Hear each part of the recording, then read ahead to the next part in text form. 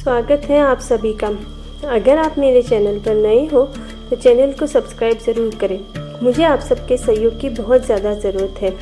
चलिए बिना समय गंवाए आज की कहानी शुरू करते हैं।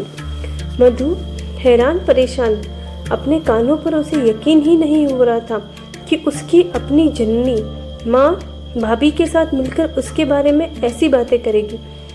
ऐसी कौन सी बात मधु ने सुन ली, हैरान परेशान वाली।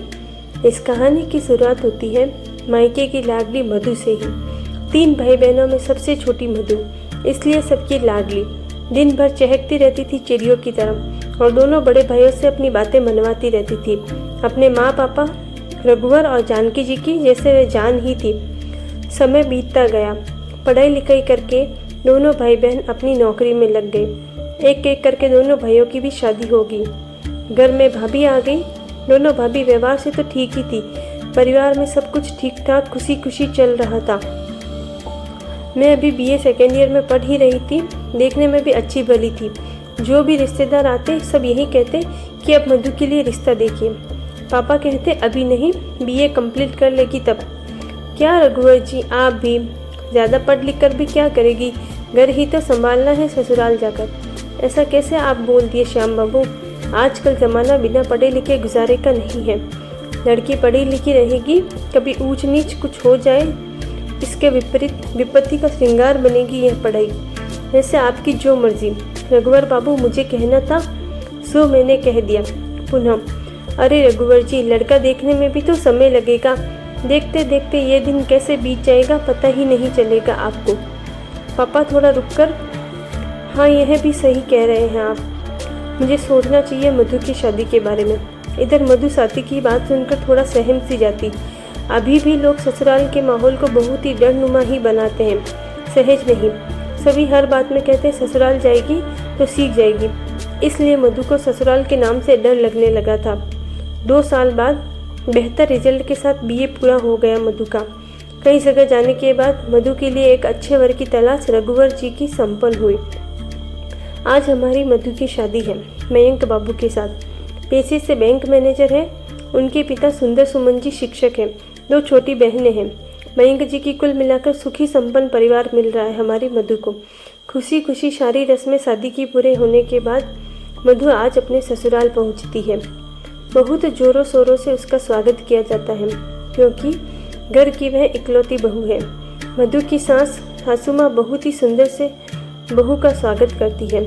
सारी रस्में ससुराल की होने के बाद बहू को अपने कमरे में ले जाते हुए मयंक की माँ रेवती जी कहती है, मधु कोई भी दिक्कत हो तो बेहिचक मुझे कहना, मैं तुम्हारी माँ समान नहीं माँ हूँ। ठीक है माँ जी। माँ जी नहीं, सिर्फ तुम्हारी माँ। दोनों बहनें एक साथ बोलती है, फिर मेरी माँ? अरे तुम सबकी माँ। 2 बेटी थी, अब 3 हो गई मुझे, हंसते हुए। चलो अब मधु को आराम भी करने दो।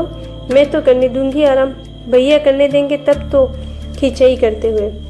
मधु को हैरत हो रही थी, यह सिर्फ मेरी सासू माँ का दिखावा था या फिर सच में मयंक जी की माँ ऐसी है।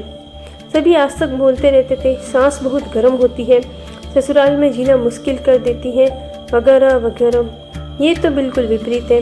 तभी मयंक बाथरूम से फ्रेश होकर आते हैं। कहाँ हो गई मेरी मधु? बस कहीं नहीं, यूं ही मयंक की बाहों में लिपटते हुए आपके बारे में ही सोच रही थी। क्या क्या क्या? अभी नहीं बताऊंगी, सो जाइए।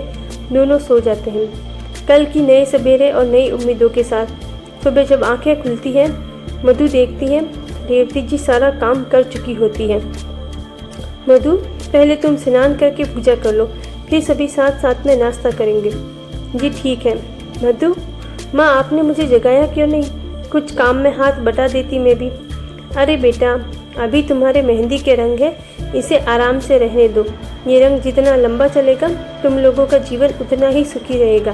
मैं हूँ ना अभी, और कौन सा कहती हूँ कि तुमको नहीं करना है। मेरे बुढ़ापे का सहारा तुम ही तो बनोगी। 2-4 दिन इसी तरह बीत गए। मधु, मुझे मम्मी के यहाँ जाना है। कोई बात नहीं, रेवती जी ने कहा। मयंक, मधु को जाओ मम्मी के यहाँ से घुमा लाओ। ठीक है माँ। जब मधु अपनी मम्मी के यहाँ जाती तो 1 सप्ताह 2 सप्ताह रुक जाती। यह बातें सुंदर सुमन जी को अच्छी नहीं लगती। हमेशा कहते आपने बहू को सर चढ़ा दिया है, बेटी कहकर शादी के बाद इतना कोई मायके जाता है क्या? रेवती जी कहती है, अभी बच्ची है, ना समझे। जब बाल बच्चे होंगे तो खुद ही जिम्मेदारी का एहसास होगा। थोड़े दिन में समझदारी आ जाएगी कि ससुराल ही उसका अपना घर है। अभी तो मैं हूँ ना घर देखने के लिए, बच्ची है, जाने दीजिए। धीरे धीरे समय अपनी गति से बीत गया।